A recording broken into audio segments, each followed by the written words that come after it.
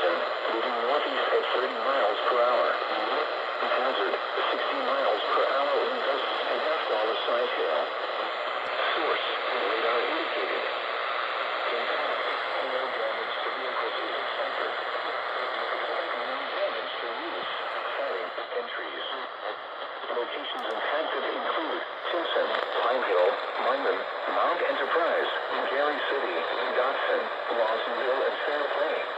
Seek shelter inside a well-built structure and damage in winds and large hail. Repeating, a severe thunderstorm warning has been issued until 9:30 p.m. Central Daylight Time for the following counties in Texas: Panola, Rusk, and Shelby.